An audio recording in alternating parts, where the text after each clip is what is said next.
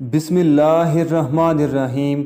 मुअज़्ज़िज़ सामीईन, नबी करीम सल्लल्लाहु अलैहि वसल्लम ने फरमाया, 6 ऐसी औरतें जिनकी नमाज उनके मुंह पर मार दी जाएगी। मोहतरम नाजरीन, कबूलियत अमाल एक राज है जो मौत के बाद ही खुलेगा, और अगर अमाल के कबूल व अदम कबूल का मालूम करना इतना आसान होता तो रियाकारों और बिद्अतों की इतनी कसरत न होती। हाल बत्ता शरीयत ने कबूलियत अमाल का मयार और कसौटी बता दी है कि अमल करने वाला सही उल अकीदा हो, अमल ऐन सुन्नत के मुताबिक हो और खलूस पर मबनी हो, और अपने नेक अमाल को बर्बाद करने वाले गुनाहों से बचता हो, तो उससे अल्लाह ताला से कबूलियत और फजल की उम्मीद रखनी चाहिए।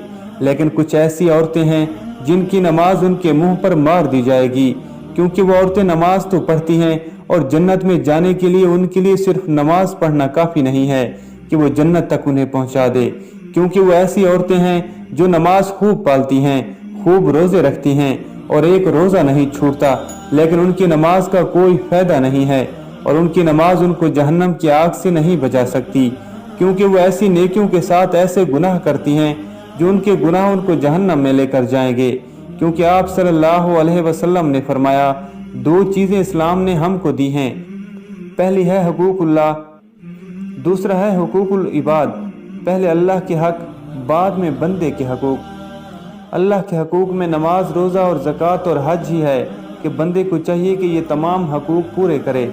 फिर उसके बाद जो हकूकुल इबाद हैं वो बहुत मुश्किल हैं, क्योंकि अगर हकूकुल्लाह में से किसी एक हकूक की पामाली हो गई तो अल्लाह ताला से आप तौबा करें तो अल्लाह ताला माफ़ फरमा देगा, क्योंकि वो गफूरुर रहीम है। लेकिन अगर हकूकुल इबाद में से किसी हक में पामाली हो गई तो हकूकुल इबाद की माफ़ी नहीं है। नाजरीन, अब हम आपको उन औरतों के बारे में बताते हैं जिनकी नमाज या कोई भी नेकी कबूल नहीं होती।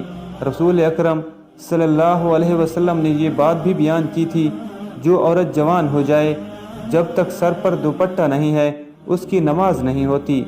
और आपने ये भी फरमाया, जो अपने बालों को नहीं ढांपती उसकी नमाज कबूल भी नहीं होती। रसूलुल्लाह सल्लल्लाहु अलैहि वसल्लम ने ये भी फरमाया, अगर कोई औरत मस्जिद में जाती है इत्तर और खुशबू लगाकर, जब तक वो गुस्ल नहीं कर लेती उसकी भी नमाज कबूल नहीं होती।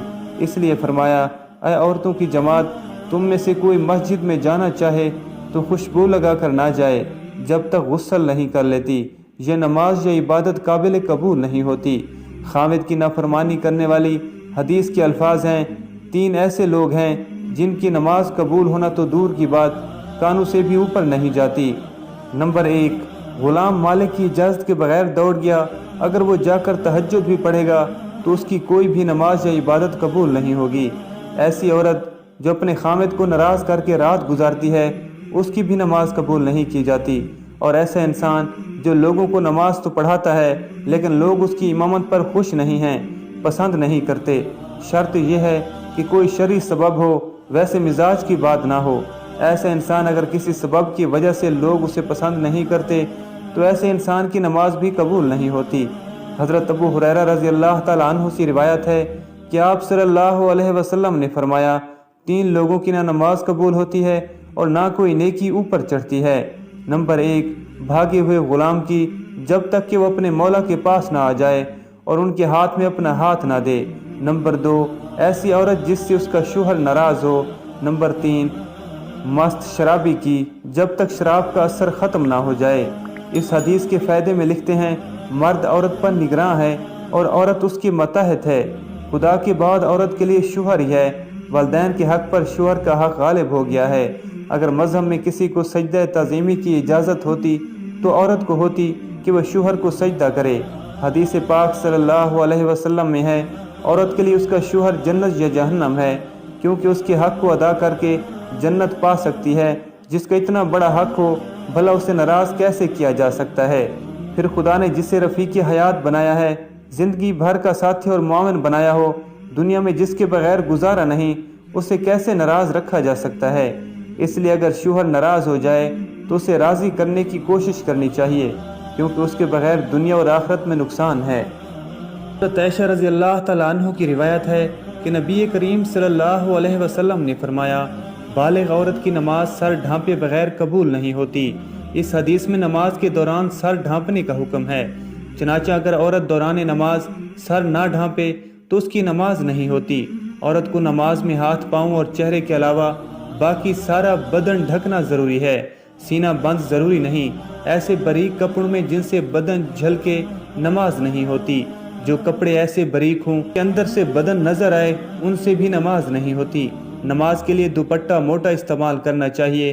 چہرہ، دونوں ہاتھ گھٹنوں تک اور دونوں پاؤں ٹخنوں تک، ان 3 اعضاء کے علاوہ نماز میں پورا بدن ڈھکنا عورت کے لیے نماز کے صحیح ہونے کی شرط ہے۔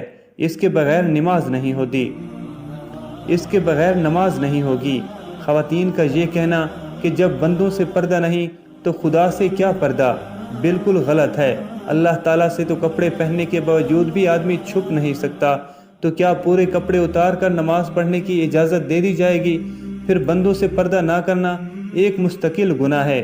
جو عورت اس گناہ میں مبتلا ہو، اس کے لیے یہ کیسے جائز ہو گیا کہ وہ نماز میں بھی ستر نہ ڈھانکے؟ الغرض عورتوں کا یہ شبہ شیطان نے ان کی نمازیں غارت کرنے کے لیے ایجاد کیا ہے۔ نماز کے دوران سر کھل جائے اور 3 بار سبحان اللہ کہنے کی مقدار تک کھلا رہے تو نماز ٹوٹ جائے گی، اور اگر سر کھلتے ہی فوراً ڈھک لیا تو نماز ہو جائے گی۔ نفل نماز بیٹھ کر پڑھنے کی اجازت ہے، گو بیٹھ کر پڑھنے کا آدھا ثواب ملے گا، لیکن فرض نماز بیٹھ کر نہیں ہوتی، کیونکہ قیام نماز کا رکن ہے، مردوں کے لیے بھی اور عورتوں کے لیے بھی، اور اصول یہ ہے کہ نماز کا رکن فوت ہو جائے تو نماز نہیں ہوتی۔ لہذا جو عورتیں فرض نماز بغیر معذوری کے بیٹھ کر پڑھتی ہیں، ان کی نماز نہیں ہوتی۔ ہاں، جسم کا صحیح طریقے سے ڈھانپنا ضروری شرط ہے۔ پہنچوں تک ہاتھ کھلے ہوں تو مضائقہ نہیں، سینے پر اوڑھنی ہونی چاہیے، سجدے میں دوپٹہ نیچے آ جائے تو بھی نماز ہو جاتی ہے۔ عورتوں کا جمع ہو کر اس طرح نفل نماز جماعت کے ساتھ ادا کرنا بدترین بدعت ہے اور متعدد غلطیوں کا مجموعہ ہے، جس کی وجہ سے وہ سخت گناہ گار ہیں۔ اور نیل پالش اور آدھی آستین والی عورتوں کی تو انفرادی نماز بھی قبول نہیں ہوتی۔ فجر کی نماز تو عورتوں کو اول وقت میں پڑھنا افضل ہے، اور دوسری نمازیں مسجد کی جماعت کے بعد پڑھنا افضل ہے۔ جمعہ، جماعت اور عیدین کی نماز عورتوں کی ذمہ نہیں ہے۔ کریم صلی اللہ علیہ وسلم کا ببرکت زمانہ چونکہ شر و فساد سے خالی تھا، ادھر عورتوں کو نبی کریم صلی اللہ علیہ وسلم سے احکام سیکھنے کی ضرورت تھی، اس لیے عورتوں کو مساجد میں حاضری کی اجازت دی، اور اس میں یہ بھی قیود تھی کہ بپردہ جائیں، میلی کچیلی جائیں، زینت نہ لگائیں۔ اس کے باوجود عورتوں کو ترغیب دی جاتی تھی کہ وہ اپنے گھروں میں نماز پڑھیں۔ چنانچہ حضرت عبداللہ بن عمر رضی اللہ تعالیٰ عنہ سے روایت ہے کہ نبی کریم صلی اللہ علیہ وسلم نے ارشاد فرمایا، اپنی عورتوں کو مسجدوں سے نہ روکو، اور ان کے گھر ان کے لیے زیادہ بہتر ہیں۔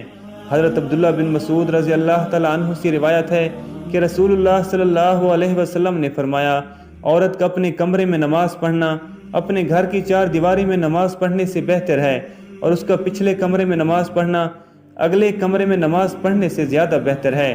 مسند احمد میں حضرت ام حمید سعدیہ رضی اللہ تعالیٰ عنہ سے مروی ہے کہ انہوں نے عرض کیا، یا رسول اللہ، میں آپ کے ساتھ نماز پڑھنا پسند کرتی ہوں۔ آپ صلی اللہ علیہ وسلم نے فرمایا، مجھے معلوم ہے کہ تم کو میرے ساتھ نماز پڑھنا محبوب ہے، مگر تمہارا اپنے گھر کے کمرے میں نماز پڑھنا گھر کے صحن میں نماز پڑھنے سے بہتر ہے، اور گھر کے صحن میں نماز پڑھنا گھر کے احاطے میں نماز پڑھنے سے بہتر ہے، اور احاطے میں نماز پڑھنا اپنے محلے کی مسجد میں نماز پڑھنے سے بہتر ہے، اور اپنے محلے کی مسجد میں نماز پڑھنا میری مسجد میں میرے ساتھ نماز پڑھنے سے بہتر ہے۔ راوی کہتے ہیں کہ حضرت ام حمید رضی اللہ تعالیٰ عنہ نے یہ ارشاد سن کر اپنے گھر کے لوگوں کو حکم دیا کہ گھر کے سب سے دور اور طریق ترین کونے میں ان کے لیے نماز کی جگہ بنا دی جائے۔